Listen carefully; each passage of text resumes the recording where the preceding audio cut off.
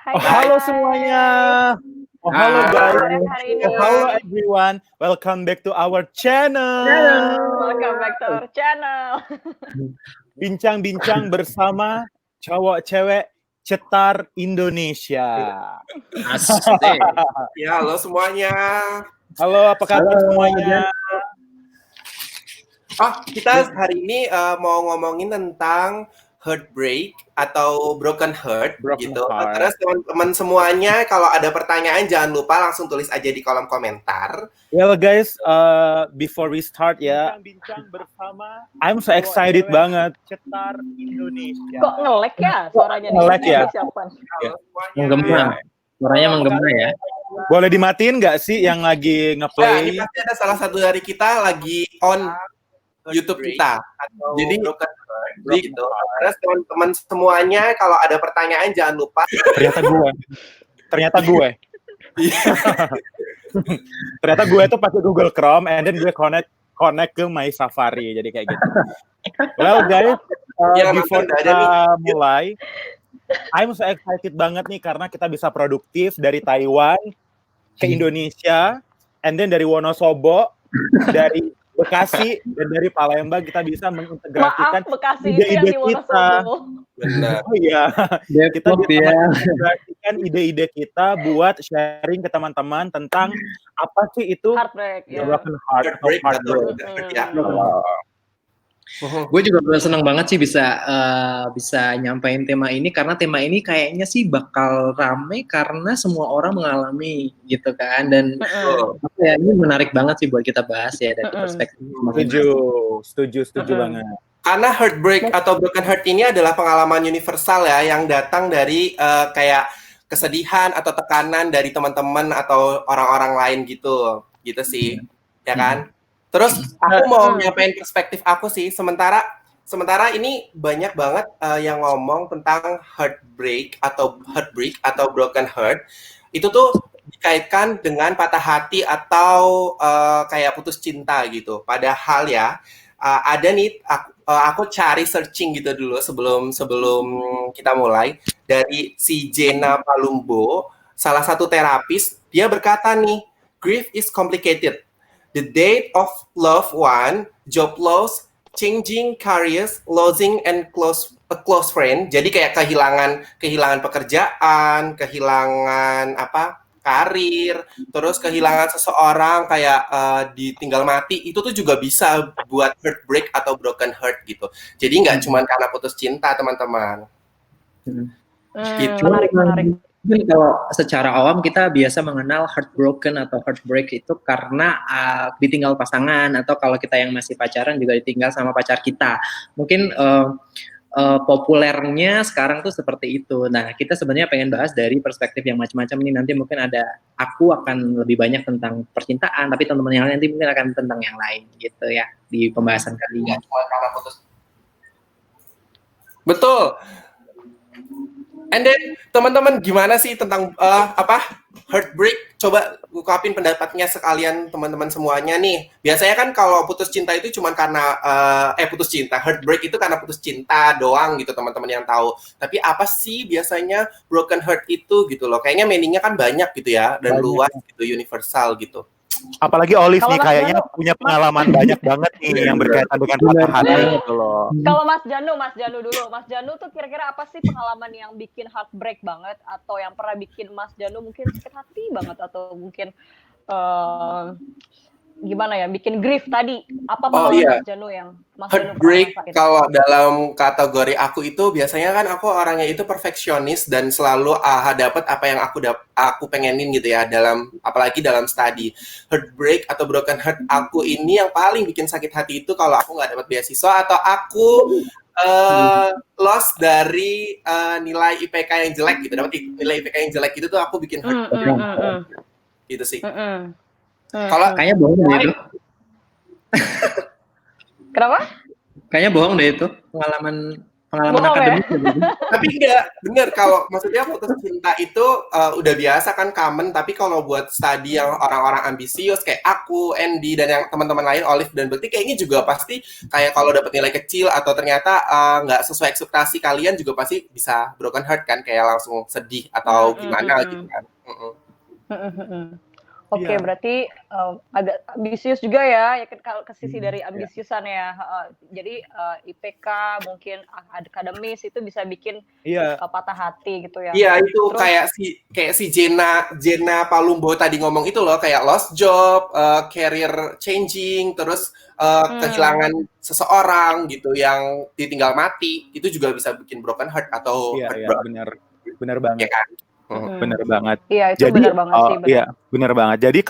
Jadi gini ya, perspektif dari teman-teman semua memang berkaitan dengan broken heart atau patah hati. Memang kalau kita lihat dari definisi secara harfiah ya, sebagaimana yang sudah disampaikan oleh Janu, tadi juga Olive menyampaikan pendapat dan juga Bekti, bahwasanya patah hati ini memang akan ada kaitannya dengan rasa emosional yang dialami oleh kita as a human being ya, teman-teman ya. Jadi seorang tersebut bisa merasakan hal tersebut ketika ada simptom. Simptom ini berupa apa nih? Nah, Stimulus dari luar ya? Iya, stimulus dari luar, simptom ataupun hal-hal yang happen to our life gitu. Tapi akan ada kaitannya dengan yang namanya kehilangan. Baik itu teman, pacar, barang kesayangan kita, hewan peliharaan kita, keluarga ataupun orang tua. Nah, tetapi kehilangan ini ada penyebabnya nih, banyak banget kan kayak yang sudah dijelaskan teman-teman tadi, bisa jadi kematian, bisa jadi perceraian, bisa jadi perpisahan, bahkan bisa jadi penolakan apapun, misalnya kayak Janu tadi penolakan beasiswa, atau tidak sesuai ekspektasi IPK yang diinginkan. Jadi itu definisi atau pengertian patah hati secara harfiah ya. Jadi bagaimana cara seseorang menyikapi hal tersebut sehingga pada akhirnya punya solusi nih. Bagaimana kita menyikapi patah hati tersebut sehingga kita bisa keluar dari yang namanya rasa emosional itu. Betul. Mungkin nanti kita bakal bahas solusi dan juga contohnya dulu ya, Kak Hendy. Iya, jadi kita bahas solusi apa, contoh dari broken heart yang teman-teman biasa alami atau teman-teman lain di luar sana biasa alami. Terus nanti kita mengkerucutkan ke solusi apa sih, gimana caranya biar kita nggak bisa healing broken heart atau heart gitu. Tapi kayaknya sebelum kita ke sana, gue pengen tanya kalian satu-satu deh. Pengalaman apa sih sebenarnya yang bikin kalian patah hati? Karena ini kayaknya gitu ya? menarik banget nih. Bisa jadi kan Janu tadi udah bilang nih case. Jadi single case dari pengalaman-pengalaman kita tuh seperti apa? Mungkin dari Olive dulu deh. Gue pengen tahu banget. Kayaknya Olive banyak nih ya. Iya. banyak. Oke, kalau masalah akademis kan juga mungkin kita hampir mirip ya nggak sih, kita agak kebutuhan untuk berprestasinya agak tinggi. Jadi ya mungkin ya nilainya tuh kita pengennya ya AB, bener nggak? C itu ya itu bikin mungkin sedih, sakit hati, remedial dan sebagainya. Tapi kan ya nanti kita pasti punya coping strategisnya, bener nggak? Betul. Terus mungkin yang paling heartbreak yang paling mendalam yang mungkin mengubah sedikit hidup Olive gitu, yaitu cinta sih sebenarnya tetap. Karena contohnya nih dulu aku pernah juga menjalin hubungan asmara selama 6 tahun dan cukup agak serius dan itu kandas. Gimana sih cintaku kandas? Ya sedih nggak sih? Pastilah sedih. Iya pasti. Jadi rasanya tuh pengen olahraga 24/7 waktu itu. Jadi kayak aku kurang seksi. Kayak harus jadi Victoria Next Top Model gitu. Nggak realistis kan padahal. Nah gitu sih mungkin itu yang paling berkesan lah, patah hati yang paling berkesan dalam hidup gitu. Mungkin Mas Bekti ada lagi selain itu? Kayaknya kalau masalah broken heart, kalau di dunia aku sebenarnya, karena memang kalau di akademisi aku rasa cukup fine-fine aja. Lebih ke kayak Olive sih, asmara sih. Kayak itu yang paling yang paling bikin sakit hati banget gitu. Sampai dengan mungkin itu mengubah berbagai sudut pandang, mengubah kehidupan gitu sih. Itu lebih ke asmara kalau aku. Gitu. Berapa kali pacaran sih? Pacaran berapa kali ya? Malu-malu. Yang serius apa yang nggak serius nih? Yang serius. Wow. Tiga kali lah. 3 kali. Kandas. Kandas ya, nggak apa-apa Be. Ada lah yang kandas juga. Kita bisa Ya, jadi mungkin jadi kalau heartbroken ya pasti kaitannya sama luka psikologis yang cukup kompleks ya, yang memang efeknya kalau aku lihat banyak banget, mulai dari afektif kita, mulai dari socio-cultural kita sampai ke behavior kita juga kena gitu. Jadi kalau teman-teman udah ngerasain ada gangguan psikologis, nah mungkin dari sisi afektif, kemudian dari sisi kognitif behavioral, sama dari sisi sosial, mungkin itu juga sudah mulai harus hati-hati nih ya, udah mulai mengidentifikasi, udah mulai gimana ya, aware aja sama yang terjadi gitu.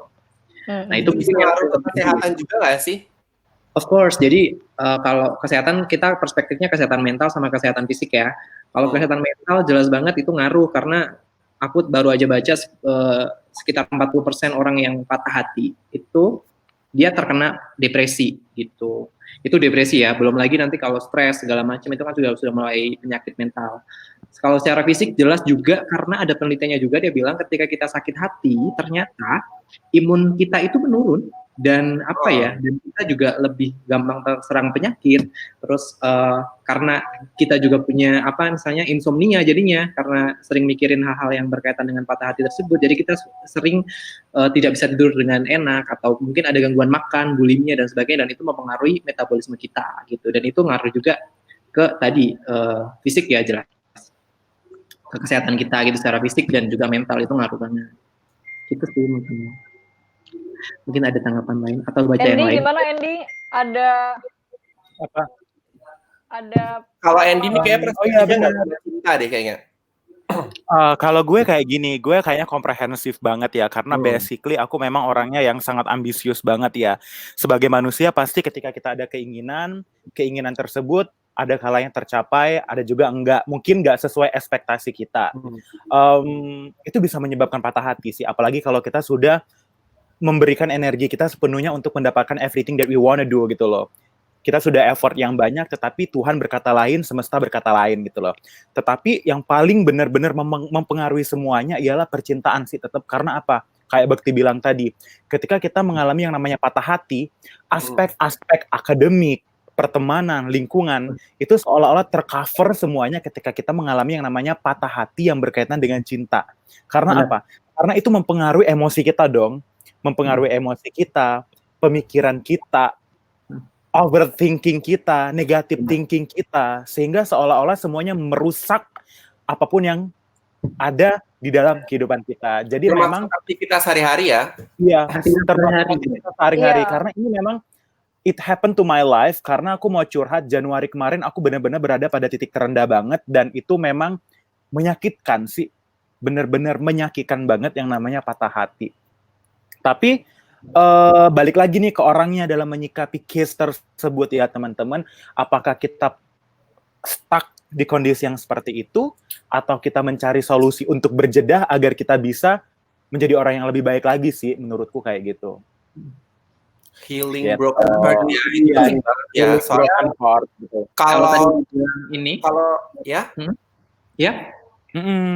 Jadi kalau tadi dibilang mempengaruhi produktivitas, benar banget, karena kalau aku dari perspektif HR benar banget melihat, kalau tadi aku juga nemuin penelitian kalau dibilang salah satu salah satu bentuk dari efek dari patah hati ternyata sampai ke turnover karyawan, karena secara kinerja mereka turun gitu. Jadi aku juga setuju dengan statement kalau percintaan atau heartbroken itu mempengaruhi produktivitas kita dalam bekerja.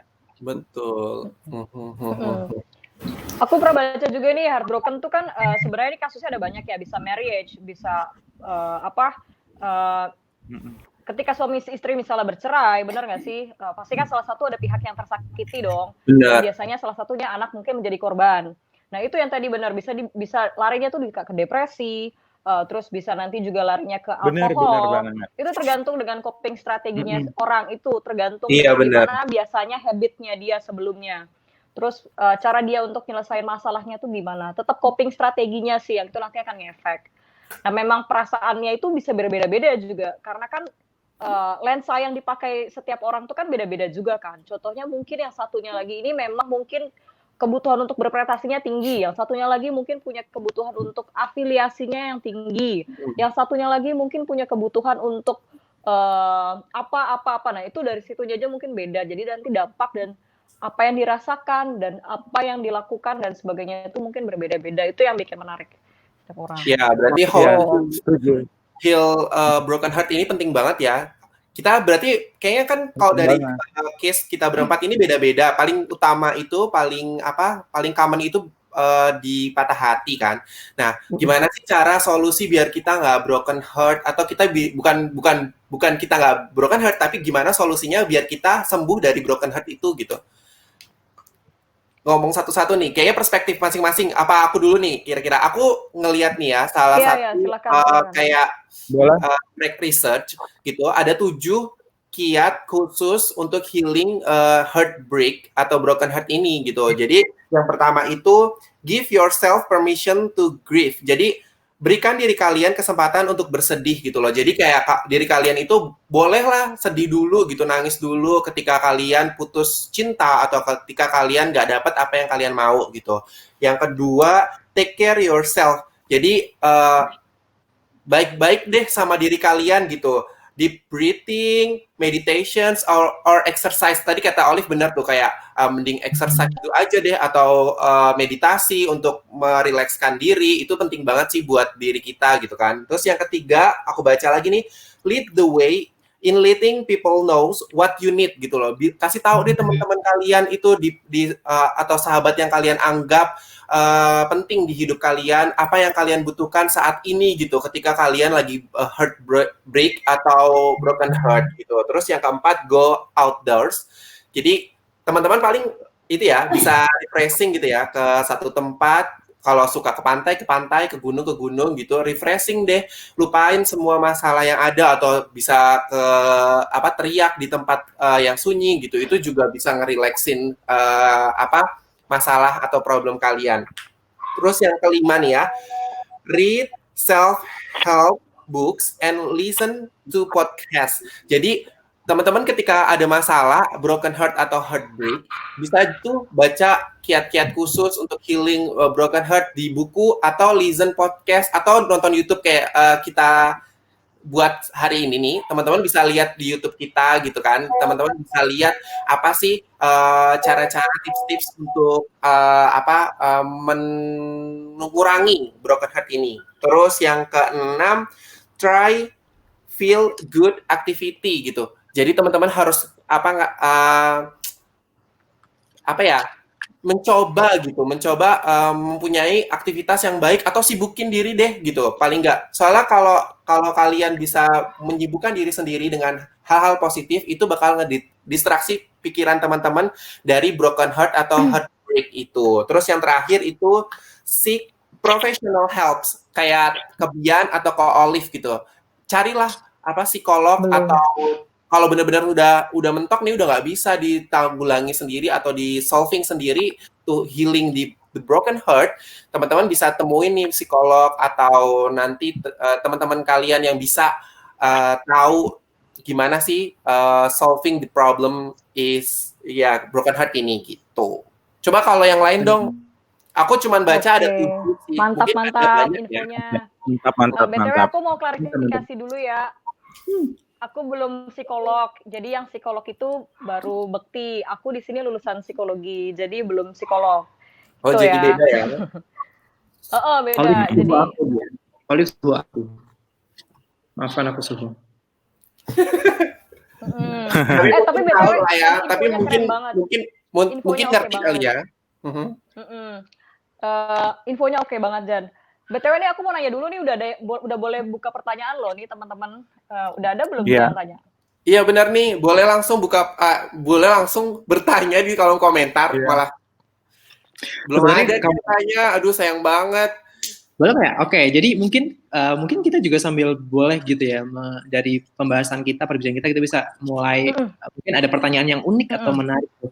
Cuman gini, aku sempat baca ya, ada pernyataan yang bilang gini, ketika kita kehilangan pasangan kita atau kita ditinggalkan pasangan kita, itu sebenarnya efeknya mirip dengan ketika kita kehilangan ketika kita kecanduan misalnya narkotik atau kita kecanduan alkohol. Jadi hampir sama nih. Nah, aku jadi penasaran kira-kira kenapa gitu. Nanti mungkin kalau ada waktu nih, Jan, boleh dibahas nih, kenapa ya kira-kira sama ketika kita kehilangan pasangan, ternyata sama dengan kehilangan ketika kita kecanduan nih. Kecanduan ya. Aku ngerti deh, karena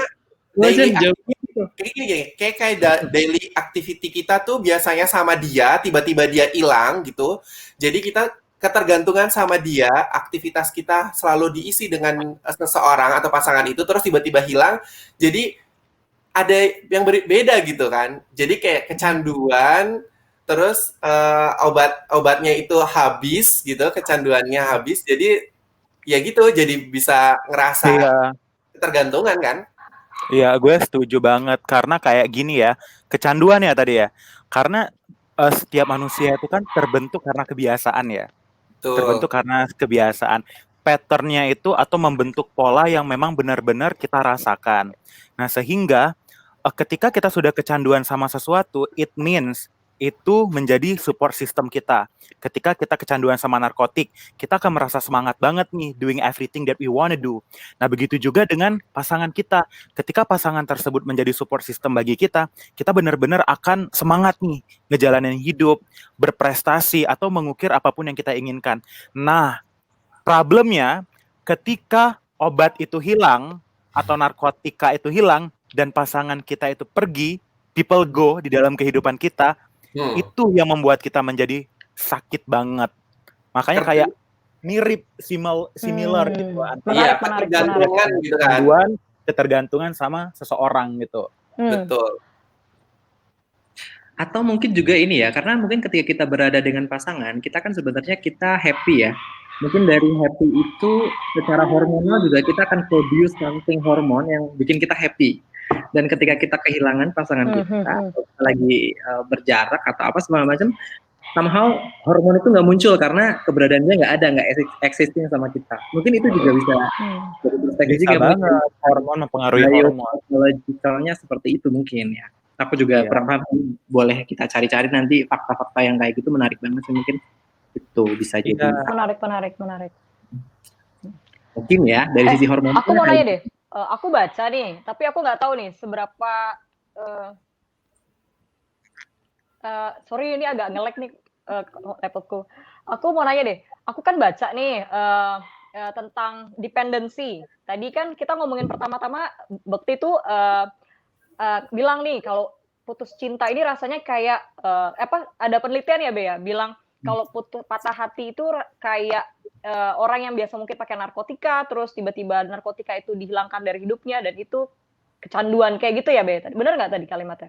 Ya kurang lebih sama. Nah mungkin nggak sih aku baca nih kayak gitu tuh bisa jadi kenapa putus cinta dan sebagainya itu bisa jadi pertama karena adanya dependensi. Nah, si dependensi ini, aku mau nanya ya perspektif kalian gimana nanti. Jadi dependensi, awalnya tuh mungkin dia tuh hanya berpikir aku membutuhkan orang ini gitu. Padahal bisa jadi yang dia butuhkan adalah self-worth-nya dia. Atau bisa jadi dia butuh, bisa jadi dia butuh pengakuan misalnya. Jadi dia secara mentally atau emotionally dia dependent on that person. So, jadi ketika orang itu dihilangkan dalam hidupnya dia, mungkin dia putus atau apapun kondisinya, nah dia itu jadi collapse gitu. Mungkin nggak sih, aku baca tuh ada orang yang mungkin dependentnya juga banyak nih, bisa jadi physically. Kalau physically mungkin dia harus pakai kursi roda dan sebagainya. Tapi ada juga orang yang dependent emotionally atau mentally. Sebenarnya yang dia butuhkan mungkin bukan orang itu, tapi orang itu bisa nge-provide self-worth-nya dia. Jadi ketika dia dibilang kamu tuh ganteng, badanmu bagus dan sebagainya, itu yang sebenarnya bikin dia punya self-worth. Ketika orang itu nggak ada, aku ngerasa nggak berguna nih karena biasanya yang ngenyuntik self-worth-ku tuh adalah dia gitu. Iya gitu kan, benar. Terus Gimana menurut kalian? Aku Tapi gini loh, kalau menurut aku berarti kan emang apa ya, ketergantungan bener kan, dependent dari seseorang. Berarti kalau aku baca dari buku atau dari informasi yang ada, asertif atau kayak ketidaktergantungan antar pasangan itu penting gitu loh. Jadi kayak kamu punya aktivitas atau pasanganmu punya aktivitas, jadi sama-sama masing-masing jalan masing-masing dan semua punya goals masing-masing, itu tuh bakalan lebih baik ketimbang kalian depend atau ketergantungan ke pasangan kalian gitu. Ketika pasangan kalian nggak ada atau ketika putus, akhirnya kan jadi berdampak ke broken heart atau heartbreak ini kan jadinya. Makanya asertif itu lebih penting gitu, penting di dalam hubungan gitu loh. Jadi fokus on goals masing-masing, fokus sama aktivitas masing-masing, jangan tergantung terhadap pasangan. Kalau ngomongin tentang ini ya, hubungan atau relationship ya. Gitu sih. Kayaknya memang sebenarnya kalau kita kalau kita membangun suatu hubungan ya, kalau menurut aku, jadi ketika kita membangun suatu hubungan dengan seseorang, kita tuh seringkali bermain dengan ekspektasi yang baik-baik aja. Padahal sebenarnya setiap orang pasti punya sisi kelamnya masing-masing, bener nggak sih? Betul. Kita kadang tidak mau atau tutup mata dengan keburukan-keburukan yang dia miliki juga. So ketika perjalanan hubungan kita ternyata ada suatu problem, dan problem itu yang tidak kita sadari dari awal, dan kita belum siap sama resiko dari menjalin sebuah hubungan itu. Makanya ketika kita broken heart, itu kayak jatuhnya deep banget, dan pas mau naik lagi itu jadi susah banget, karena memang kita mungkin belum tahu teknik-tekniknya. Nah tadi yang disebutin sama Janu mungkin udah agak meng-cover banyak hal sih tentang how to recover from broken heart gitu. Menarik. Menarik banget, bener-bener menarik banget. Kayaknya pengen ada satu poin yang memang penting mungkin yang belum disampaikan. Kalau dalam suatu hubungan ya, ketika kita pengen recovery from broken heart, kayak kita itu sebenarnya jangan terlalu mencari jawaban atas apa yang terjadi gitu. Benar. Ya udah, let it be gitu, nggak usah yang, aduh gue salah dia. Tahu sebenarnya alasan dia yang paling utama ninggalin gue tuh apa? Kayaknya nggak perlu sih. Memang yang paling penting adalah fokus ke depan dan mengisi kegiatan kita sehari-hari dengan aktivitas-aktivitas yang positif. Jadinya kita juga tidak kepikiran terus sama orang tersebut gitu. Tadi mungkin yang belum disampaikan. Iya, karena banyak pengalaman ya untuk move on ya. Kalau gue ya, tadi kan kayak teori banget ya gitu ya. Kita kayak membahas tentang apa yang dibilangin orang, lalu kita kaitin gitu ya. Kalau gue karena memang baru mengalami yang namanya patah hati ya, Januari, Februari, Maret, April, Mei, itu kayak benar-benar recovery-nya at least 2-3 bulan sih. Dan gue sangat thanks God banget dengan adanya corona ini, kayak bentuk jeda gue bagaimana mendeskripsikan atau mendefinisikan people come and go gitu loh. Jadi kayak ya gitu. Jadi self love itu penting banget, karena gue tuh selalu mikir kayak gini. That's what life is about. Jadi kayak people come and go. Kita berada pada dunia, di dalam semesta. Jadi alam itu seolah-olah membuat kita untuk sakit, itu yang namanya patah hati ya. Alam itu juga mengajarkan kita untuk bangkit. Alam itu juga memberikan kita luka, apalagi ketika kita terpuruk banget. Dan gue tuh selalu percaya banget sih, suatu saat atau suatu hari, alam tuh akan memberikan kado kebahagiaan buat kita. Nah, bagaimana sih cara gue nge-recover atau keluar dari zona broken heart itu? Gue ada 3 tips yang benar-benar gue implementasikan di dalam kehidupan gue. Yang pertama itu, ini kayak fundamental banget sih, kayak gue berusaha untuk memaafkan sih, kayak memaafkan apa yang membuat hidup gue merasa salah, biar hidup gue terasa ringan gitu loh. Karena kita memaafkan, rasa damai yang menjalar ke dalam tubuh kita tuh seolah-olah akan menghilangkan rasa sakit. Lalu yang kedua sih, menurut gue hidup ini kan pilihan ya teman-teman ya, kayak kita tuh pada dasarnya kita menerima ketentuan sebagaimana adanya. At least kita just let it flow aja. Iya, benar. Kita sakit hati ya udah, kita sakit hati aja gitu loh. Tapi di sisi lainnya kita juga harus menerima tanggung jawab kita untuk mengubah hal tersebut. Nah, balik lagi, kita mau stay on the track atau kita pengen merubah hal tersebut dan ingat tanggung jawab kita gitu loh. Kita mau ngapain gitu. Dan yang ketiga, gue selalu berpikir positif aja sih. Kalau kehilangan orang, pasti akan datang orang baru lagi, bahkan lebih gitu loh. Hidup ini bagaikan jaringan wifi ya. Ketika kita putus, kita hidupin sinyal kita, orang-orang yang baru itu akan datang dengan kita akan terkonek dengan orang-orang banyak. Tergantung kita gimana mengambil sinyal yang tepat buat kita dan bagaimana cara kita merespon sinyal yang terbaik. Dan pada akhirnya karena gue menerapkan hal tersebut dan gue mendapatkan definisi alam yang terakhir tadi sih, gue mendapatkan kado kebahagiaan gitu loh, berupa orang yang baru, people come lagi, dan itu bener-bener worth than before. Bener ya, aku ngerasa kayak itu lagi ngomong dari hati banget gitu. Iya, jadi kayak gini. Waktu mengalami keterpurukan memang tanpa dipungkirin kita seolah-olah berada pada titik terendah, kita menjadi manusia yang nggak mau tahu mau ngapa-ngapain, kita nangis sendiri, kita merasa menjadi orang yang nggak punya gairah atau semangat, tetapi ternyata itu tuh cara Tuhan untuk menguji kita, untuk masuk ke dimensi yang baru lagi agar kita menjadi sosok yang semangat dengan orang yang baru. Dan itu it happens to me, dan yang experience yang benar-benar buruk itu it went so fast sih menurut gue. Tapi kan gini ya, problemnya adalah ketika kamu punya orang yang baru, apakah kamu bisa nge-keep orang baru itu nggak hati lagi gitu? Gini, gue punya solusi nih. Kita kan udah patah hati ya brother sister, otomatis pattern kita tuh udah tahu dong dengan pasangan kita yang sebelumnya kita expect too much sama orang, kita menaruh kebahagiaan sama orang, dan kita mengharapkan kebahagiaan sama orang, kayak yang Bekti jelasin tadi. Nah, untuk yang berikutnya, atau orang baru yang datang dalam kehidupan kita udah mendesain dulu nih, kita menganggap orang tersebut misalnya sebagai pacar, hubungan yang seperti apa yang kita inginkan. Karena kita sudah ada pengalaman yang sebelumnya, at least itu kan pengalaman buruk. Mau tidak mau, yang awalnya kita expect too much to the people, ya jangan kita berekspektasi lebih sama orang, karena people tuh come and go gitu loh. Jadi kayak lebih ikhlas aja menerima kehadiran orang dan melepas orang tersebut sih kalau gue. Dan tadi ya asertif tadi itu penting sih, iya, kata penting banget sih. Kita nggak bisa ketergantungan sama orang gitu. Benar. Oke. Ada pertanyaan nggak tuh Mas Jan? Belum ada. Ini kok kosong ya, maksudnya belum ada ya, oke. Lagi pembahasannya lagi bagus nih, broken heart, dan banyak banget ya relate sama teman-teman semuanya gitu. Mungkin teman-teman yang bisa atau punya masalah dari broken heart, nggak cuma percintaan deh, bisa langsung tulis di kolom komentar. Kalau kita bisa jawab bareng-bareng gitu, kita kasih atau kita berikan solusinya gitu. Nggak usah malu-malu. Atau mungkin ada teman-teman yang mau nelpon kita juga boleh. Boleh. juga.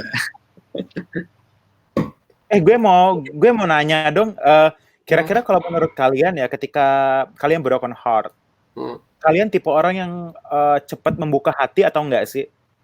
Karena ini kan relate banget nih, sebagai bentuk penyembuhan kita dari broken heart itu gitu loh, broken heart gitu.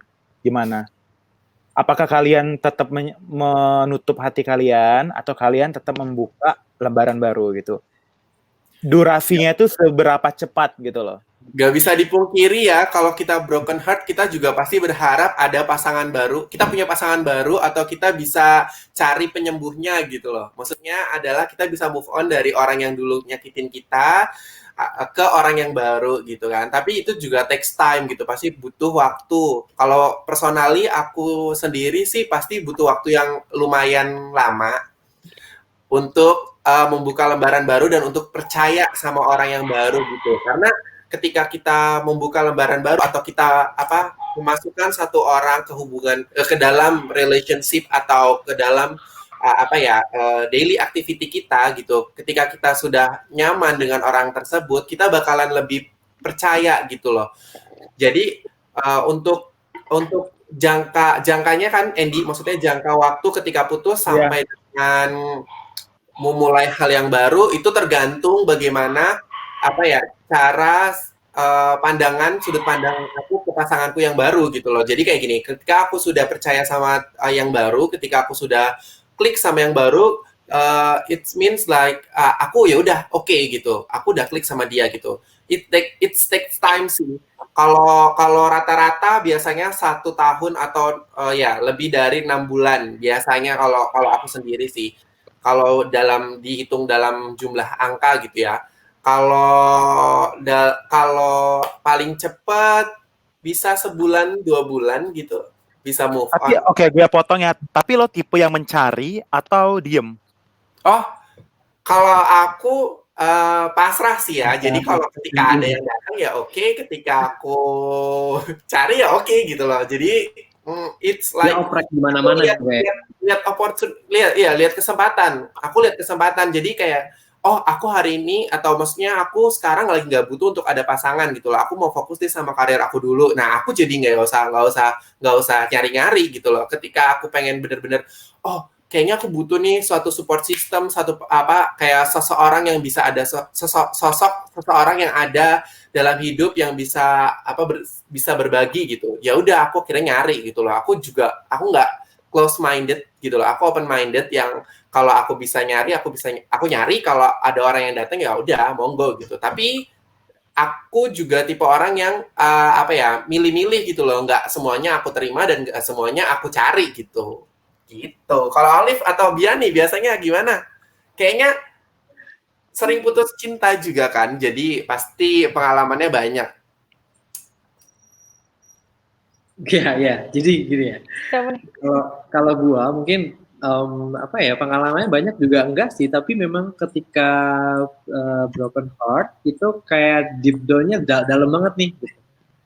Jatuhnya dalam banget, dan pernah juga sih ngalamin yang mungkin gejala-gejala depresi juga pernah kali ya gara-gara putus cinta gitu. Mungkin udah masuk ke waktu itu karena aku juga nggak pergi ke profesional, jadi mungkin kalau gue baca-baca sekarang secara literatur mungkin udah masuk gejala-gejala depresi mungkin gitu ya. Mungkin sharing aja mungkin pada saat itu mungkin perasaan yang aku dapetin kayak yang tadi disebutin teman-teman sih, kayak kita susah tidur nih, jadi energi kita tuh jadi rendah gitu ya, aktivitas kita jadi terbatas gitu. Terus ketika kita kuliah juga konsentrasinya jadi menurun, terus IPK juga ternyata turun juga gara-gara hal itu. Jadi memang ada penelitian juga bilang kalau kita lagi patah hati ternyata fungsional intelektual kita juga lagi bisa menurun gitu. Jadi itu juga ngaruh dan aku alamin ketika itu. Memang salah satu recovery-nya adalah dengan membuka lembar baru dengan berkenalan sama orang lain gitu ya. Cuman kalau aku sendiri tipikal yang kalau aku belum sembuh mungkin lebih memilih untuk close dulu, tapi aku berteman dengan siapa aja. Tuh kalau aku tipikalnya, jadi belum bisa membuka untuk yang baru karena mungkin yang kemarin belum sembuh itu, jadi tapi tetap bisa temenan sama yang lain dulu baru mungkin nanti bukan diri sendiri healing gitu ya. Iya, mungkin menyembuhkan diri dulu baru nanti kenal sama orang lain. Itu sih, tapi memang balik lagi kalau aku bukan ngasih tips ya, karena mungkin ini dari pengalaman aku sendiri dan mungkin setiap orang punya concern yang beda-beda, case-nya juga beda-beda. Tapi ketika kita berhasil untuk tidak memikirkan hal tersebut lagi atau mencari jawaban-jawaban yang di dalam otak kita, kenapa dia ninggalin kita, kenapa dia alasannya apa, dan pengen tahu sebenarnya dia pengen ngomong, harus ngomong sama gua, lo tuh ninggalin gua kenapa, itu nggak perlu sih, karena dengan kita berpikir untuk tidak memikirkan itu, ternyata memang membantu banget untuk recovery dari broken hearted gitu. That's good. Kalau Olive gimana nih, Liv?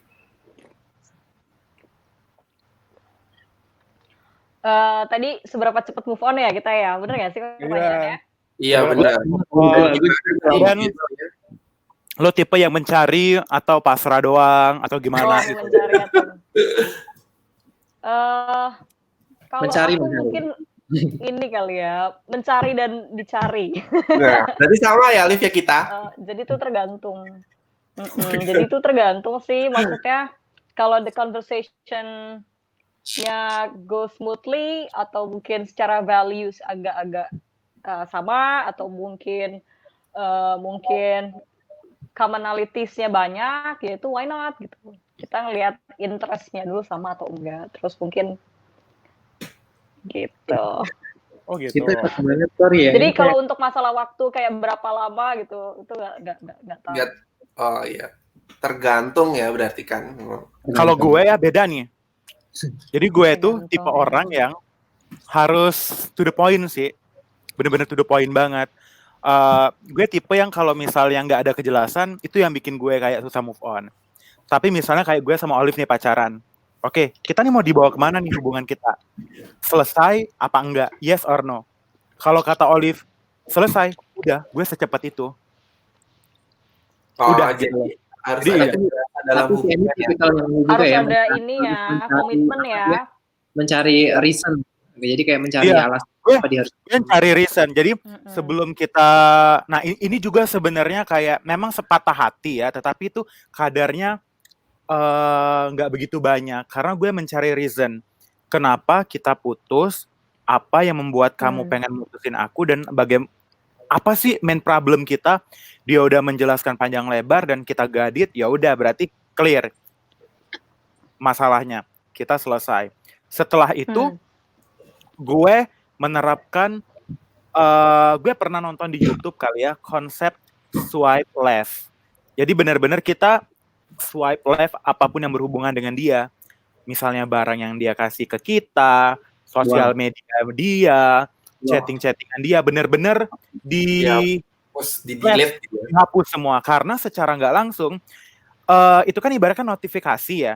Iya. Ketika ada hal-hal yang masuk ke dalam kehidupan kita yang berkaitan dengan dia, celenting, otomatis itu tuh akan menstimulasi otak kita dong untuk nge-recall lagi apa, nge-recall, nge-remind apapun yang telah kita lakukan, telah kita lakukan sama dia. Makanya konsep swipe left itu gue terapin waktu itu. And then ketika gue menerapkan hal tersebut, bener-bener lupa sih, bener-bener lupa. Dan believe it or not, Tuhan itu nggak tidur. Tuhan tuh ada sama orang-orang yang baik. Karma itu is real. Ketika lo baik, lo akan tetap menjadi orang baik. Tetapi ketika ada orang yang ngejahatin lo, mereka ya akan denial sih untuk mengakui kesalahan mereka, dan dia akan tetap balik sama kita gitu loh. Benar. Dan kita juga akan mendapatkan orang yang terbaik lagi, the best version of our life gitu loh. Tapi kalau ada nih beberapa orang yang emang tipenya ketika sudah broken heart, setelah broken heart mereka kayak blok orangnya itu gitu loh, ngeblok dalam hidupnya gitu. Itu bagus gak sih? Gue blok. Benar. Gue blok. Jadi konsep swipe left yang gue terapin itu pertama gue blok dulu nih. Jadi pokoknya akses ke mantan ini ditutup semua gitu ya. Gue harus jeda dulu dong, tanpa dipungkiri kita sebagai manusia dong, ego kita pasti, ego itu kan memang terbentuk ya di dalam diri kita, kayak emosi, ego itu kan jadi satu ya gitu loh. Jadi tanpa dipungkiri gue blok semua sosial media. Tetapi kan proses hidup itu kan ada yang namanya jeda nih. Makanya gue berjedah dulu nih untuk melupakan hal tersebut. Gue sudah bisa memaafkan belum nih, walaupun gue nggak salah. Yang kayak gue jelasin tadi, yang nomor 1 memaafkan. Nah ketika gue sudah memaafkan, gue udah damai, ya gue unblock. Lega sih sebenarnya. Malah kayak gue pengen tahu kehidupan dia setelah ini. Tapi gue udah nggak baper-baperan lagi kayak gitu. Betul. Berarti ini buat case lain juga ya, nggak cuma patah hati aja sih ya. Dulu ya. Healing dulu. Benar. Berarti halo? Lo kayak berarti healing dulu ya. Iya benar. Healing dulu. Berarti nggak? Gimana waktu itu selain ngeblok gimana ending? Karena pada dasarnya kenapa apalagi kita yang dilakukan itu kan mungkin. Iya benar. Ini kan kemarin ngeblok nih, apalagi yang selain dilakukan selain ngeblok biar untuk ngelupain dia, mungkin aktivitas positif lainnya. Oke, gini. Biar aku beruntung banget dilahirkan di bumi ini mempunyai teman-teman yang oh my god baik banget sama aku, kayak Januar, kayak Olive, kayak Bekti. It's such a honor for me. Bener-bener kayak kado banget dari Tuhan diberikan kalian semua. Jadi kita butuh sampah juga sih, tempat sampah ya kalian itu ya, untuk mencurahkan apapun yang gue rasain, apapun yang gue alamin. Support system ya. Sistem teman-teman jadiin tempat sampah gitu loh. Benar. Keluh kesah, baik buruk itu bareng-bareng ya. Keluh kesah gitu loh. Karena pada dasarnya orang itu merasa terpuruk, orang itu merasa nggak tahu mau ngapain, merasa galau, karena mereka nggak ada tempat sampah, nggak ada teman yang mereka percaya gitu loh. Kayak Beli gitu di sih. pasar banyak tempat sampah. Banyak. Kalian tau lah ya gue gimana curhat gitu loh, bla bla bla bla bla bla, gue screenshot. Jadi gue setuju banget nih. Jadi memang itu ya kondisi gue ketika terpuruk banget gara-gara broken hearted. Jadi itu memang gue ngerasa sendiri dan nggak ada temen yang bisa gue ceritain hal itu gitu. Karena gue juga tipikal yang dulu pacarannya backstreet gitu. Jadi dikit banget, jarang banget yang tahu gitu kalau gue pacaran sama dia gitu. Nah itu juga memang bener banget. Jadi kalau menurut aku sih salah satu hal yang perlu kita hand out juga di percakapan ini adalah jadilah support system yang baik di lingkungan kamu dan siapapun yang ada di sekitar kamu. Ya, dengerin kalau kamu udah lihat nih dia udah dia kayaknya lagi patah hati, ya udah deketin terus, ajak ngobrol, ajak kopi atau temenin kemana dia mau pergi, karena itu membantu banget untuk recovery teman kita. Tapi mungkin nggak akan jatuhnya, kalau gua mungkin dulu nggak akan terlalu deep ketika ada temen yang ngerti, oh ada yang peka, jadi ayo gua ajak makan, ayo gua ajak nonton, kayak gitu ya. Dan lo cerita sama ada seseorang yang bisa di reach out ya, Be ya. Benar. Itu kita perlu nih untuk ngegaung-gaungkan di diskusi ini bahwa siapapun yang dengar ini semoga bersedia untuk menjadi support system yang baik bagi lingkungannya. Siapapun deh yang di lingkungan kamu yang lagi ngerasa broken hearted, dan jangan dianggap remeh karena lo harus benar-benar aware bahwa itu lo harus bantuin dia minimal dengan mendengarkan, dan mendengarkan itu adalah salah satu terapi yang sangat manjur gitu untuk benar. Butuh di-emphasize lagi nih, broken heart-nya nggak hanya cuma buat patah hati loh, Bu. Ya. Jadi buat dengerin teman-temannya, kalau kesah teman-temannya gitu, dalam hal karir, studi dan macam-macam gitu loh. Jadi jadilah teman yang baik di dalam lingkungan kalian gitu loh. Itu penting sih. Ketika kita baik sama orang, kita bakal dapat hal baik lagi dari orang lain gitu sih. Karena kadang ada judgement kayak gini, gue introvert, kenapa gue harus temenan sama banyak orang, padahal introvert itu bukan orang yang antisosial, benar kan ya? Betul. Jadi itu bakal gue bahas besok. Setiap manusia itu butuh orang lain gitu intinya. Setiap manusia itu butuh orang lain. Jadi apapun karakter kepribadian kita, ya kalian tuh butuh teman, dan carilah 1, 2, 3 teman yang kalian percaya untuk kalian ngobrol apapun tanpa. Dan temennya juga jangan jadi orang yang judgmental gitu. Benar. Dan juga jangan kayak itu bagus kalau kita udah punya support. Mungkin setelah nanti bisa kita selesai dengan baik gitu. Gue punya satu pertanyaan lagi nih ya. Ya gimana Olive? Sorry ya, gimana ini. Ya. Mungkin setelah pertama tadi tuh ada pertanyaan dia mungkin ngeblok ya buat healing proses dulu. Yang kedua mungkin nanti reach out to friends ya, mungkin yang close friends yang mungkin dia percaya. Kalau gue mungkin nanti nambahin nih. Yang ketiga mungkin fokus lagi ke diri sendiri. Mungkin kita build new habits, mungkin dengan belajar bahasa baru, atau mungkin ikut kursus, ikut journaling, atau self improvement ya, Liv ya. Meningkatkan diri dengan teman-teman, atau mungkin dengan self improvement dan sebagainya. Itu juga merupakan hal-hal yang tadi negatif tadi, yang mungkin energy draining tadi itu mungkin jadinya nggak terlalu dipikirin, dengan mungkin kita ngebangun habit baru, atau mungkin tadi self improvement tadi ya, gitu sih kalau aku mau nambahinnya. Tadi gimana, ada pertanyaan apa lagi nih? Gue ada satu pertanyaan banget nih. Apalagi kan ini kan era digital ya, era milenial. Kita ketemu sama orang itu nggak hanya secara langsung, virtual pun kita bisa gitu loh. Kalian setuju nggak sih aplikasi dating itu menjadi solusi yang terbaik buat move on bagi kita? Karena kan secara nggak langsung, sekarang kan banyak banget nih aplikasi dating kayak Tinder, kayak Tantan, itu seolah-olah kita bisa bertemu dengan seseorang dalam hal yang positif. Benar. Maksud gue, gimana cara kita memanfaatkan aplikasi tersebut? Itu kan secara nggak langsung bagaimana kita ketemu dengan orang baru, bagaimana cara kita diskusi dengan seseorang, bagaimana cara kita kayak nge-build, yang kayak Olive bilang tadi tuh, nge-build conversation kita ke orang tersebut untuk menjadi teman kita, gitu loh. Nah, menurut kalian, atau berdasarkan pengalaman kalian, apakah dengan kita memanfaatkan aplikasi dating tersebut, apalagi nih era milenial ya, itu menjadi salah satu solusi juga nih untuk mungkin bukan mencari ya, tapi untuk gimana ya bilangnya ya, untuk meluapkan kali ya, untuk meluapkan apa yang sedang kita rasakan gitu. Ujung-ujungnya kalau misalnya klik sama orang tersebut, bukan tidak mungkin dijadiin pasangan kita, karena banyak banget case-case di luar sana dan terjadi sama teman-teman gue, setelah mereka putus, mereka main aplikasi dating tersebut dan menikah pada akhirnya. Betul. Kayak gitu. Suatu penelitian atau penemuan itu pasti ada hal dampak positif dan negatifnya, Cindy. Jadi kalau positifnya adalah kalau di apps dating itu kita bisa ketemu sama orang baru.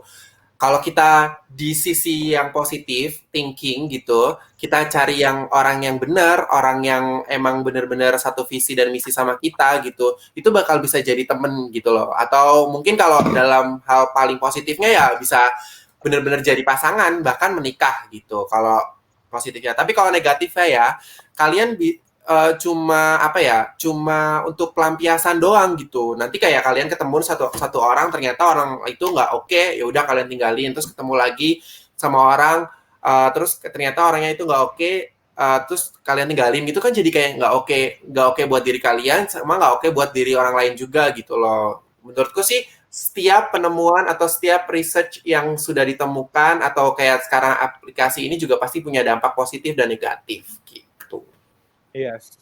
Benar banget sih, ada positif ada negatif pasti ya. Kalau aku tergantung tujuannya ya, motivasinya pasti ya.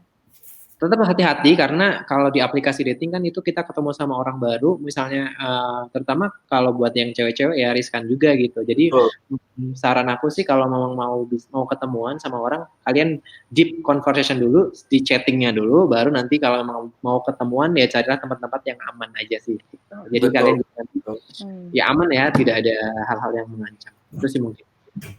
Jadi ada positif negatifnya. Memang aplikasi dating memudahkan. Aku pernah baca nih orang.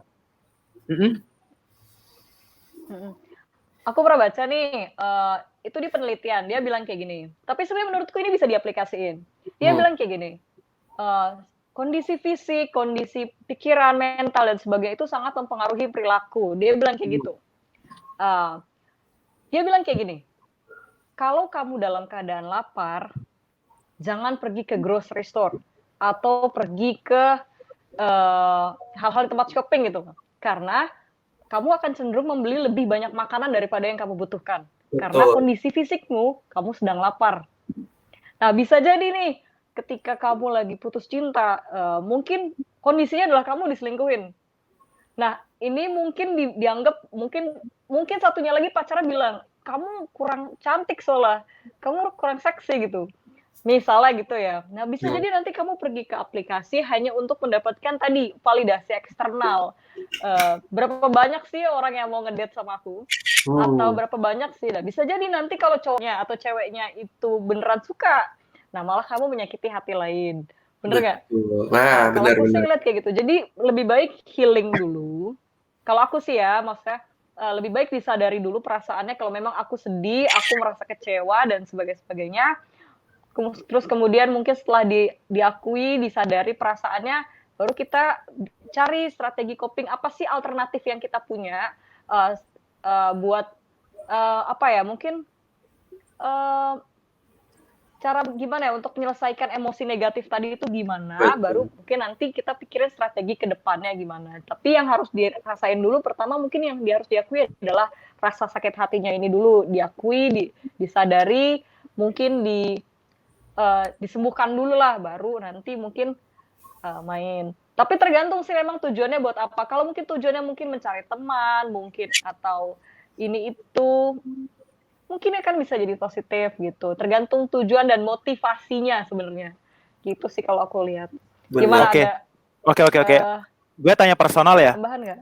Jadi kalian setuju apa enggak main aplikasi dating untuk mencari seseorang yang baru buat come to your life? Dari Janu gimana? Setuju apa enggak? Kalau aku sih kayak selagi aku berpikir jernih, selagi aku berpikir positif, aku pengen cari orang yang benar, itu oke-oke aja sih menurutku. Setuju tapi ya? Iya sih, oke-oke setuju apa aja. Enggak? Setuju. Berarti setuju. Ya, aku setuju kan.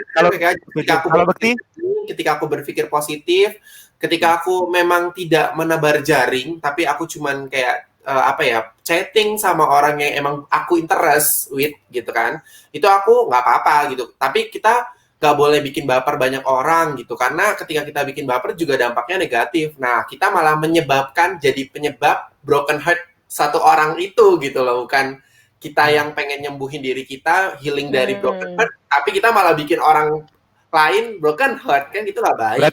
Berarti lo setuju kan? Setuju. Oke, kalau Bekti setuju apa enggak? Gue setuju banget. Setuju banget. Olive? Gue setuju dengan tadi, dengan syarat Maksudnya Enggak, lo setuju apa enggak? Orangnya, tanpa memikirkan syarat-syarat. Ya udah. Berarti lo setuju ya? Gue setuju. Iya. Ya, Kalau gue setuju, tapi ya itu tadi. Gimana? Aplikasi itu dibuat karena memang untuk bertemu sama orang kan? Betul. Iya, jadi gimana cara kita memanfaatkannya aja sih. Itu jadi kayak the best choices juga untuk gimana cara kita untuk ketemu sama orang baru, jadi solusi juga ketika kita patah hati kan gitu. Tapi cara-cara yang bagus lah ya.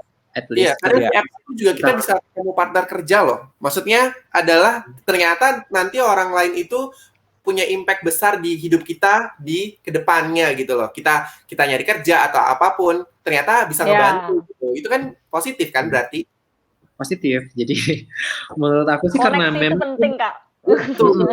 Seperti pertanyaannya adalah kenapa setuju apa enggak dengan aplikasi dating untuk orang ini datang ke hidup kita? Why not? Karena menurut gua ya nggak apa-apa, kita punya koneksi banyak, punya kenalan banyak, selama itu positif dan bisa bermanfaat buat kita. Why not? Siapa tahu ternyata dia adalah seseorang yang akan menjadi istilahnya pasangan kita di depan nanti gitu. Who knows ya? Who knows? Jadi kita 5 menit lagi udah 1 jam. Mungkin di sesi ini nggak ada pertanyaan. Oke, nanti kalau emang nggak ada pertanyaan lagi kita sudahin ya. Iya, benar. Aku ada satu pertanyaan lagi sih sebenarnya. Apa nih? Oke. Kalian pernah nggak sih jadi pelaku mematah hatikan seseorang atau menjadi korban dari patah hati? Boleh jawab dua-duanya atau boleh pilih salah satu? Susah nih pertanyaannya. Sadar atau tidak sadar, kayaknya kita pasti pernah menjadi pelaku dan juga menjadi korban. Kalau menurutku ya, kalau aku jadi korban pernah, jadi pelaku juga pernah gitu. Kalau jujur, gitu sih. Kalau Olive sama Bekti nih, kayaknya kalem-kalem aja. Ini kalau aku dinamikanya ya. Aku pertama jadi korban. Yang kedua, ketiga itu malah jadi yang sering pelaku membuat patah hati orang. Jadi mungkin karena waktu itu kan aku belum bisa coping dengan baik ya. Jadi aku try to adapt mungkin dengan kebiasaan yang dulu aku rasakan, aku terima dari pasangan aku sebelumnya. Jadi malah sekarang kayak somehow itu mempengaruhi cara aku dalam bertindak, dalam berhubungan gitu. Dan itu mungkin jangan ditiru juga gitu, tapi itu yang aku rasain sekarang. Jadi aku dulu pernah jadi korban, tapi setelah itu kemudian beberapa kali juga pernah nyakitin juga gitu. Tuh, berarti berdampak ke psikologi seseorang ya ketika benar, jadi disadari dan nggak disadari apa yang selalu terjadi pada kita masuk ke bawah sadar kita kan, dan kita kadang enggak, gue masih jadi diri gue, tapi ternyata secara refleks juga hal-hal tersebut muncul ke permukaan tanpa kita sadari gitu. Ya memang harus. Jadi gimana ya, susah-susah gampang. Jadi kalau kalian pilih pasangan nanti ya harus pilih yang bagus sih memang. Jangan sampai kita terjebak sama pasangan yang misalnya bad gitu. Jadi nanti kalau bad ya kita bisa juga adapt cara-cara dia yang adapt yang bad gitu. Betul. Olive? Oke, menarik. Olive gimana? Kalau aku biasanya aku sih menghindari untuk bikin orang sakit hati, jujur aja sih. Jadi biasanya memang aku cerita di depan kalau memang aku belum siap untuk menjalin hubungan, belum mau berkomitmen. Jadi terserah, kalau masih mau berteman nggak apa-apa, kalau nggak mau berteman ya udah gitu tuh loh. Betul. Tapi biasanya aku udah ngasih tahu upfront kalau aku belum mau punya komitmen. Jadi itu tidak menyakitkan hati maksudnya. Takutnya iya aja, takutnya belakangnya itu malah nyakitin hati gitu. Kalau aku sih gitu. Jadi makanya mungkin lebih banyak. Berarti pernah ya jadi pelaku maupun menjadi korban. Yang ini sih, kalau gue nanya, dua-duanya pasti. Gue nanya ya, kan kita semua pernah jadi korban, pernah jadi pelaku nih. Nah, kalian tipe orang yang menikmati kesedihan nggak sih? Karena aku pernah punya temen gitu, dia itu sangat menikmati gitu. Dia nggak mau bangkit karena ya udahlah, gue emang kayak gue harus galau, gue seneng di kafe duduk sendirian, kayak seneng juga baca sendirian karena gue lagi galau. Kayak gitu juga nggak? Kalau gue nggak bisa, gue harus bangkit gitu, karena biasanya kalau gue patah hati atau gue bersedih-sedih, gue bakalan ngaruh gitu loh ke dalam daily activity-nya gitu. Nggak produktif lah, akhirnya males ngapa-ngapain, tidur-tidur terus cuman nongkrong, nangis, terus main media sosial, kayak gitu malah jadi nggak produktif. Kalau yang lain coba gimana? Andy kayaknya belum. Iya, Andy gimana nih ya? Andy kan baru patah hati banget nih. Kira-kira dia tipikal menikmati nggak ya si Andy? Apa? Menikmati kesedihan. Lo gimana, Endes? Lo? Andy, sorry. Nama lo Andy. Gue menikmati. Halo? Iya. Jelas kok, jelas. Halo? Jelas. Udah stabil. Jelas ya. Jelas. Gue menikmati banget kesedihan. Gue kayak menikmati banget kesedihan, menikmati banget sakit hati gitu loh. Jadi kayak ketika gue sakit hati gitu loh, itu kayak jadi bumbu-bumbu kehidupan sih menurut gue. Pernah nggak sih kalian ngerasain ketika kalian ngerjain sesuatu tiba-tiba kalian nangis tanpa penyebab gitu loh. Itu kan benar-benar definisi sakit hati banget kan, dan patah hati banget kan sama seseorang gitu loh. Tapi yang harus di bold ya, yang harus digarisbawahi ialah sampai kapan kita mau kayak gitu. Kalau ditanyain menikmat. Loh, Andy kemana? Sorry teman-teman. Andy kayaknya koneksinya kurang baik, jadi keluar. Tadi katanya Andy menikmati dia. Itu kayak temen aku ya, jadi dia tipikal yang menikmati. Apa namanya menikmati, Andy? Ya, oke. Tadi gimana? Oke, jadi menikmati ya. Iya, jadi tanpa dipungkiri gue menikmati banget karena momen ketika kita mengalami kesedihan itu nggak secepat kita membalikkan telapak tangan ya untuk oke, kita bangkit. Itu nggak mungkin banget. At least itu ada temporary-nya. Sebulan, 2 bulan kita merasa kesedihan.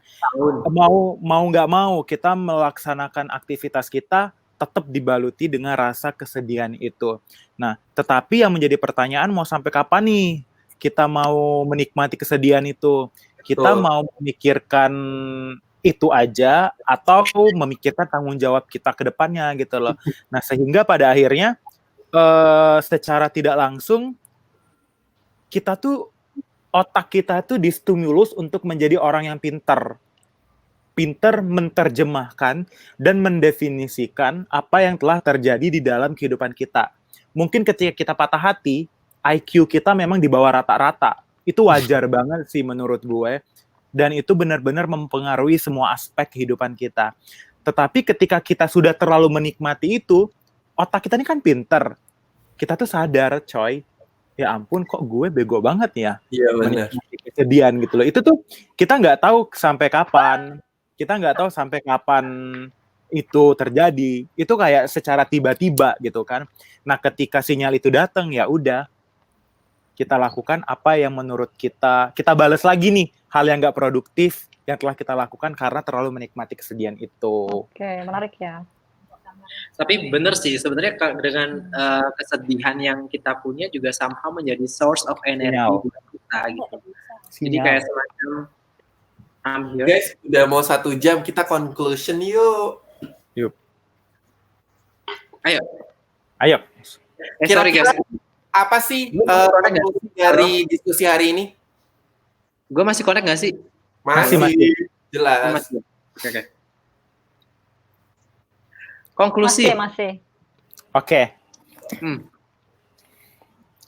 Konklusi dari percakapan kita pada hari ini sangat menarik banget ya, apa yang sudah kita bahas di pembahasan kali ini berkaitan dengan patah hati. Mungkin nanti teman-teman yang join ke live kita bisa mengambil summary atau bisa memetik apa yang telah kita diskusi. Kalau menurut gue, kalau berkaitan dengan yang namanya patah hati, gue tuh selalu percaya bahwa di dalam hidup ini akan ada konsep datang dan pergi. Orang datang itu silih berganti. Ada yang datang dan memberikan kita kenangan. Ada yang datang memberikan kita itu kebahagiaan. Ada juga yang datang memberikan kita pembelajaran gitu loh. Pembelajaran itu banyak banget. Ada pembelajaran yang berharga, ada pembelajaran yang saling bermutualisme, ada juga pembelajaran yang bisa membuat kita menjadi sosok atau membentuk pribadi kita menjadi seseorang yang lebih baik lagi. Kadang ya, walaupun semua kenangan itu, semua pembelajaran itu ujung-ujungnya harus kita bayar dengan air mata. Kadang kita juga merasakan yang namanya kehilangan seseorang. Nah, untuk menemukan diri kita yang sebenarnya atau yang sesungguhnya, kadang kita juga berada pada suatu titik yang terendah. Kadang juga kita harus mengikhlaskan atau menerima kepergian itu. Nah, yang paling penting ialah bagaimana cara hidup kita untuk membuat diri kita itu lebih dewasa, untuk membuat kita lebih berarti. Dan gue tuh selalu percaya. Nangis kamu, jangan nangis. Gue selalu percaya bahwasanya konsep patah hati menurut gue ya, konsep patah hati merupakan cara Tuhan untuk membuat kita lebih dekat lagi dengan Dia. Karena kalau kita nggak patah hati, kita nggak tahu kita mau kembali ke siapa. Betul. Bukan teman-teman sih menurut gue, bukan keluarga. Menarik ya. Karena ini merupakan hal yang benar-benar personal ya. Betul. Bagaimana cara kita berkomunikasi sama Tuhan kita. Bagaimana cara kita untuk berdialog sama Tuhan kita, mempertanyakan apa yang sebenarnya terjadi di dalam kehidupan kita. Bisa jadi dengan patah hati ini merupakan esensi dari Tuhan untuk menyentil kita agar lebih berbakti lagi sama Dia gitu loh. Dan menyadarkan kita bahwa setiap kehidupan ini pasti ada kematian, setiap datang itu pasti ada yang pergi gitu loh. Jadi berkaitan dengan patah hati, gue selalu berprinsip bahwasanya ada hal baik yang akan kamu dapatkan. Tapi ingat, kita komunikasi dan berdialog dulu sama Tuhan. Tuhan itu nggak tidur, Tuhan itu adil sama umatnya. Percaya aja ketika kalian merasakan kehilangan, ada seseorang yang benar-benar berarti dan worth buat kalian. Bukan hanya satu, bisa 2, bisa 3. Tergantung kalian mengkoneksikan itu dan memanfaatkan itu seperti apa. Ya, I feel you, bro. Kayak kamu lagi dan kamu lagi tahu menyikapi hidup. Bukti gimana bukti pelajarannya hari ini apa aja? Somehow tema hari ini related banget sama kita semua dan terutama Andy. Kalau dari gua sebenarnya setiap orang pasti punya case-nya masing-masing ketika sedang patah hati. Jadi gue sih mau lebih ke sosialnya aja, social support ya. Jadi menghimbau aja ke teman-teman yang mungkin join sama kita hari ini di live ini. Jadi kita harus menjadi supporting system yang baik banget, harus peka banget sama orang karena bisa jadi dengan kepekaan itu kita nyelamatin hidup dia. Karena kita nggak tahu kan yang namanya kemampuan orang dalam menghadapi masalah itu seperti apa. Jangan-jangan hanya karena putus cinta, banyak banget kasus terjadi dia itu sampai suicide ya, atau mungkin baru taraf suicide ideation atau ide untuk bunuh diri. Nah itu kan sebenarnya kalau dia nggak ada support sistemnya itu bisa saja dia lakukan menjadi suicide action. Nah kita sebagai sebagai orang, sebagai teman juga kita harus sangat peka dengan apa yang terjadi sama teman-teman kita nih gitu. Walaupun kalian cowok gitu misalnya, ya udah peka kalau dia sudah mulai menunjukkan gejala-gejala yang agak cukup aneh dan kamu tahu penyebab karena patah hati, so deketin aja, ajak ngobrol atau ajak ke aktivitas yang dia pengen atau dia suka gitu. Kalau sukanya nonton ya ajak nonton, sukanya makan ajak makan, terus ngobrol. Jadi kita mungkin bisa jadi menyelamatkan hidup orang tersebut gitu sih. Betul. Kalau Liv? Oke. Kalau aku singkat aja nih ya, mungkin kalau kita terima aja dulu perasaan yang kita rasain, mungkin rasa sakit hatinya, terus kesedihannya, jangan sampai rasa feeling itu nanti yang membawa perilakumu salah di kedepannya, takutnya nanti larinya ke alkohol atau ke drugs dan sebagainya. Pertama diterima dulu perasaannya, mungkin reach out to friends, cari coping strategi yang positif. Gimana caranya bisa jadi nanti secara coping emosional, tadi lari ke teman dan sebagainya, nanti bisa juga lari mungkin dengan build new habit, belajar bahasa, belajar matematika mungkin, atau belajar ini, itu, dan sebagainya. Build new habit, itu coping juga yang positif, mungkin juga nanti mendekatkan diri dengan Tuhan, dengan keluarga, dan sebagainya sih. Intinya gitu sih kalau dari heartbreak. Diterima, kemudian cari coping strategi yang positif, itu aja sih intinya. Gitu Mas Janu, ada tambahan lagi? Udah hampir lengkap ya semuanya. Pokoknya kalau intinya saran aku adalah berdamai sama diri kalian kalau kalian lagi broken heart gitu. Jadi carilah aktivitas atau produktif gitu, be produktif, carilah aktivitas yang positif, terus ketemu sama teman-teman atau berdoa ke rumah ibadah gitu. Pokoknya cari aktivitas seproduktif mungkin untuk healing your broken heart. Itu aja sih. Udah lengkap nih tadi sama teman-teman semuanya di ini diomongin. Gue punya satu statement lagi sih. Buat teman-teman di luar sana yang menjadi korban patah hati, gue selalu bersaran kalian jangan membenci orang yang membuat kalian patah hati, karena kita nggak ada hak untuk membenci orang tersebut. Dan kalian juga harus memaafkan diri kalian, memaafkan orang tersebut walaupun kalian nggak salah. Itu benar-benar obat yang paling mujarab banget sih. Good. Terima kasih atas pembahasan Broken Heart hari ini. Terima kasih. Semoga bermanfaat ya. Terima kasih. Semoga bermanfaat ya. Dan juga jangan lupa buat teman-teman semua yang nonton hari ini, kita bakal live lagi untuk hari Jumat minggu depan dengan tema yang berbeda. Jadi mungkin bisa di-share ke teman-teman yang lain. Kalau kita setiap hari Jumat punya tema dan topik menarik untuk dibincang atau untuk didiskusikan, dibincang-bincang bersama ini. Dan jangan lupa subscribe YouTube kita. Dan like. Bye-bye semuanya. Oke, kita pamit. Yo. Bye.